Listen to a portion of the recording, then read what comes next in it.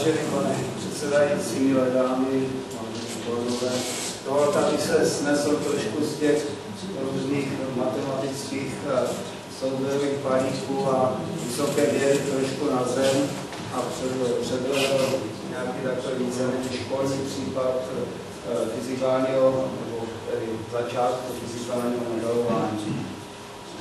Protože v podstatě je zřejmé, že fyzikální modelování dneska, i když ty balíky umožňují obrovské záležitosti, má pořád svoje místo a možná jste zaregistrovali při nějakém posledním přenosu z jedničky, že firma, která si myslela, že bude tady ta stáj, která bude tyto věci řešit jenom pomocí simulace, že letos moc neuspěla, takže přijdou zpátky, nebo zase budou příští rok dělat něco podobného.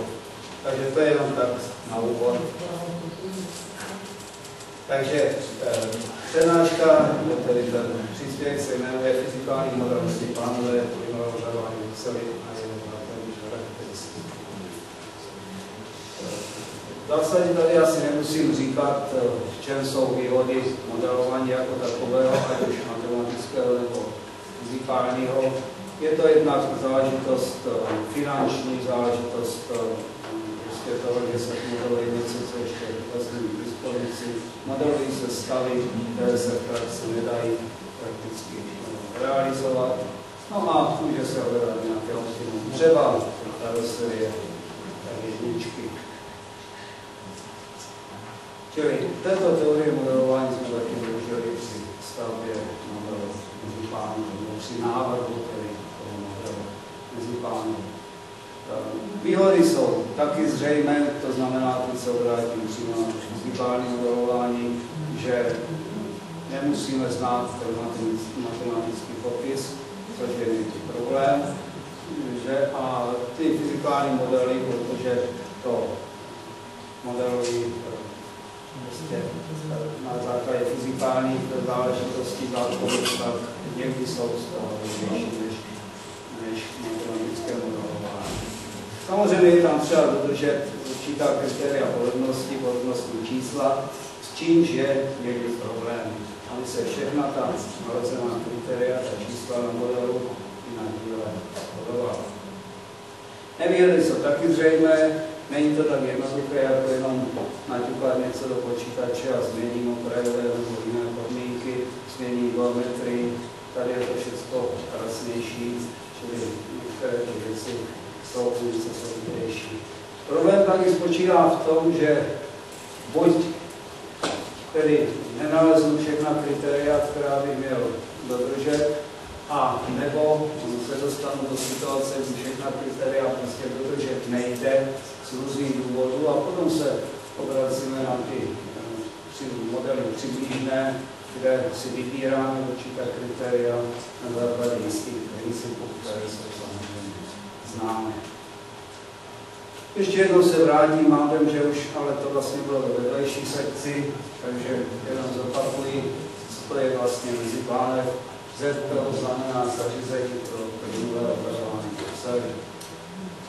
Tady je pánev, ve které je podle velikosti tavící proces zhruba v těch našich podmínkách kolem 200 tun rozstavené oceli. Tady je ta naše mezipánev, ze které teče tedy do které teče ocel z pánve a tato potom dále do krystalizátorů, což je vlastně vodochlazený výměník, pohybující se, chytající, který je oscilační mechanismus.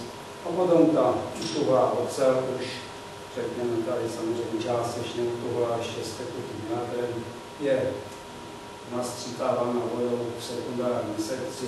Je to vedeno ve váličcích, ocelových váličcích, mezi tím jsou trysky, které to chladí. Většinou je to vodní tryska, někdy se používá vodovzduch. Celé to zařízení je zakřivené, protože když jste to dělali vertikální, tak to vychází vysoké, řekněme 35-40 metrů, čili ty budovy byly hodně vysoké, nebo byste museli hodně po cenu, což není praktické. Čili ten poloměr zakřivení bývá podle velikosti zařízení tak od 8 až po možná Mezipánev, to je ten, jak je tady napsáno, jeden z základních uspojujícího stroje. Jednak snižuje ferostatický tlak mezi pánvi a krystalizátorem, protože si třeba uvědomit, že ta pánev, kterou jsme tam viděli nahoře, má výšku 4-5 metrů. Čili pokud si představíte ten výsledný tlak, tak ten byl hodně značný. Ten mezipánky je to vlastně přerušeno hladinou, které je v kontaktu s atmosférou.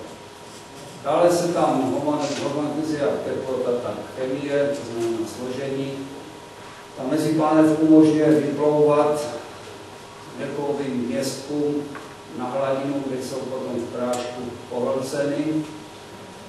Můžu, a většinou to tak je, pokud se nejedná o otevřené lití, regulovat ten přítok oceli do krystalizátoru, většinou je to lící půl a čoupátko, ovšem není často. Snižuje se ta turbulence samozřejmě, protože je to zřejmé, ten tlak geometricky je nižší.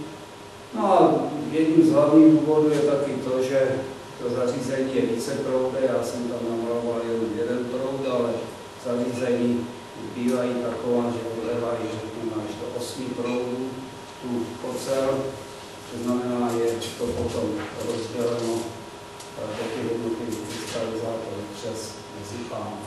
Pokud je těch proudů víc než 6, tak se používají dvě mezipánové ocely. No a samozřejmě, pokud se ta pánev mění, to znamená, se vytvoří určitá zásoba oceli mezi pánvy a mezi tím vede vyměňující pánve, protože to zařízení je plynulé a odleva v sekvenci, řekněme, řádu desítek let. Takže to je jen tak na úvod pro auditorium, které většinou s tímto není seznámé.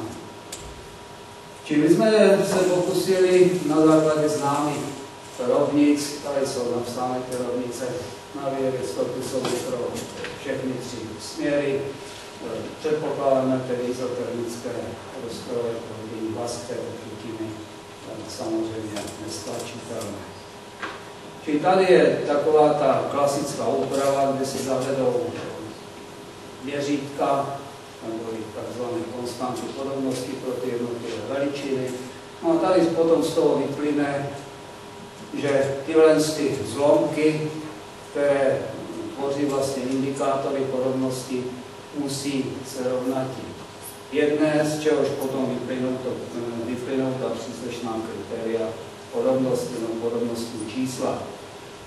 Bohužel je to trošku špatně vidět, ale můžu konstatovat, že na obrazovce je to lepší.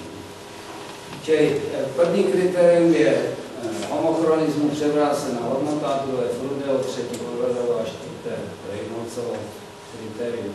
To znamená, že pokud bychom chtěli obecně modelovat toto proudělí, museli bychom dodržet všechna tato 4 kritéria. Pokud bychom tu podobnou záležitost udělali pomocí rozměrové analýzy, tak samozřejmě dojdeme k kritériím úplně stejným. Ten příklad je uveden takové publikaci, kterou s paní profesorkou jsme dokončili spolu a nejbližší měsíci by měla vyjít. Pokud vezmeme ta jednotlivá kritéria, tak je zřejmé, že samozřejmě to první, pokud bereme stacionární proudění, tak nemá význam, takže ho můžeme škrtnout. Eulerovo kritérium z tohoto, co je zde napsáno, že se jedná vlastně něco podobného jako otevřené koryto, takže ty tlakové ztráty tam nejsou téměř žádné, nebo jsou zanedbatelné, či vypouštíme Eulerovo číslo. Jdeme na číslo Reynoldsovo. Pokud to nadefinujeme prostřednictvím těch konstant podobností, tak se dostáváme k tomu, že pokud zvolíme stejnou tekutinu na díle i na modelu, to znamená, ta konstanta pro kinematickou vlastnost je 1, tak dospějeme k tomuto číslu, tedy k tomuto poměru, že konstanta podobnosti rychlosti je převrácenou hodnotou toho geometrické podoby. Samozřejmě někdo by řekl, tak těžko asi budou modelovat rozstavenou ocel pomocí rozstavené oceli, ale samozřejmě používá se voda, protože je to nejjednodušší médium, tedy je snáze dosažitelné s příznivým vlastností, co se týče všech těch atributů, o kterých je ať už třeba dosažitelnost, bezpečnost a tak dále. Ale zajímavé je, že pokud se podíváte na viskozitu vody, tady kolega to uváděl, zhruba 1 krát 10 na minus 6 metrů čtvereční za sekundu, tak má téměř shodnou viskozitu jako rozstavená ocel. Takže tady máme ty poměry, které vycházejí z čísla Reynoldsova, a tady je číslo Proudeho, a tady zase vyplývá, pokud to budeme v gravitačním poli modelovat, tak nám vychází, že ta rychlost musí být naopak úměrná odmocnině z té konstanty geometrické. Či je zřejmé, že nelze současně splnit tato dvě kritéria, to je jedno z věcí, které jsem na začátku mluvil, to znamená, nemůžeme na jednom modelu, pokud použijeme tekutina stejné viskozitě nebo podobné viskozitě, tato dvě kritéria splnit. Pokud bychom měli toto dodržet, tak bychom potřebovali takovou kapalinu, jejíž viskozita by byla v tom poměru, řekněme, na té geometrické podobnosti na 3 poloviny. To je samozřejmě obtížně najdeme. Či je třeba tady prodiskutovat, rozdiskutovat, které to kritérium zvolíme. Tady po rozboru toho se ukazuje, že Reynoldsovo číslo nemá význam, čili volí se Proudeho číslo, protože tam jsou velmi důležité ty gravitační síly, To znamená, ta mechanická podobnost, která je tady potom dodržena prostřednictvím toho Proudeho čísla, vychází z geometrické podobnosti, a je tady to základní měřítko, že rychlost, poměr rychlosti na díle a model je tady této geometrii podmostí. Z toho potom samozřejmě můžeme spočítat přes ty délky taky objemy. Vidíte, že ten objemový průtok už je na 5 polovin. Časové intervaly jsou pod odmocninou. No a tady jsou uvedeny konkrétní příklady, jakým způsobem se potom pro to dané zařízení, třeba český proudé zařízení, a takovýto průřez s takovouto rychlostí, kolik tam té oceli teče hmotnostně, kolik jí teče objemově. Víte, jsou to relativně slušné objemy. Kolik té vody tedy musíte na tom modelu do toho nalít, abyste to zmodelovali, jak to bude v měřítku třeba 1/10 vypadat, kolik je to, čili vidíte objem, rychlost, časové intervaly samozřejmě jsou v jakémsi poměru, to je vlastně ta odmocnina z 10, že je 3,16. Pokud zvolíte jiné měřítko, no tak samozřejmě je to měřítku poněkud jiné. Tento model byl jakoby navržen a je postaven učící ve firmě ArcelorMittal, kde se tyto záležitosti fyzikálně pomáhají. Děkujeme. Můžeme diskutovat nějaké dotazy nebo poznámky, připomínky. Abych se tam možná zeptal, vy jste říkal, že Reynoldssovo číslo není důležité, nebo respektive ono to nejde všechno splnit, takže zvolil jste program, že je důležitější. A předtím jste ale zmiňoval, že to proudění té natékající taveniny do té mezipánve může být turbulentní. Ne, tam bylo zmíněno. Já jsem to měla turbulence, takhle jste to říkal. Tam, pokud jsem to řekl, ale mám dojem, že tam bylo hovořeno o tom, pokud bych to vrátil ještě do zpátky, takže bylo hovořeno o turbulenci toho proudu, který natéká do krystalizátoru.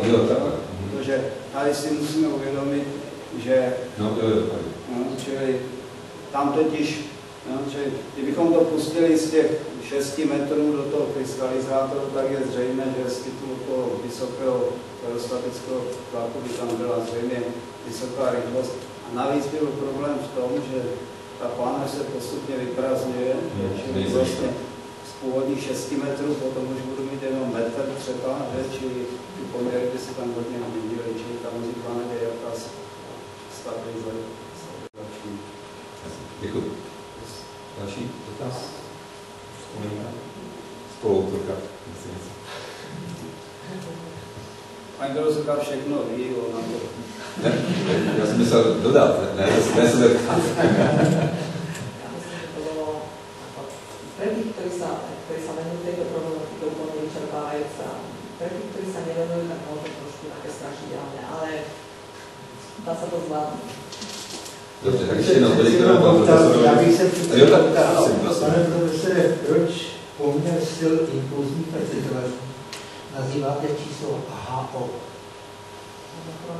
My tomu říkáme... To je strouhalovo číslo. No tak samozřejmě je to, ale víme, že i těch strouhalových čísel je několik, že možná 3 jakési varianty. V té naší branži bych řekl, je tohle číslo nazýváno homochronismus, jako čili něco s časem a bereme to jako jakousi obdobu čísla, bych řekl Fourierova v té termomechanice. Protože my tam většinou neuvádíme frekvenci, jak tady uvádějí hydraulici, my tam většinou uvádíme jako čas nějaký, že? Čili máme to tímto způsobem jaksi zažito. No ale samozřejmě nic nebrání tomu. Ne, dobrý. Takže H je naše bariéra. Víte, že ještě si můžu dát, my jsme se tady před chvíli s paní kolegyní profesorou Kozubkou bavili, že třeba u nás značíme tou zkrátkou ST Stentorovo číslo, že vy jste použil Strouhalovo číslo, oni ho značí SH, že jsou ty přístupy jsou někdy... Takhle hlavně vědět, o čem máme. Strouhalovo číslo je pro nás výjimečné, protože je to vlastně jediné všeobecně mezinárodně uznávané číslo, které je pojmenováno po české věci, že jo? Takže z toho důvodu jsem měl používat Strouhalovo, já bych byl taky. A když jsem potom šel ještě pro zajímavost, možná, že to studenty bude zajímat, jemu se říká Čeněk, ale on byl Vincenc, jo? Čili kdybyste se podívali do nějakých těch pramenů, tak on nebyl pokřtěný jako Čeněk, to je už počeštěný Vincenc, jo? Čili původem by to měl být V, Strouhal Nečer, Strouhal se většinou píše, i v pověštníku. Děkujeme. Ale co hůř, v literatuře píšou, že to byl rakouský věc. Jo, to jsou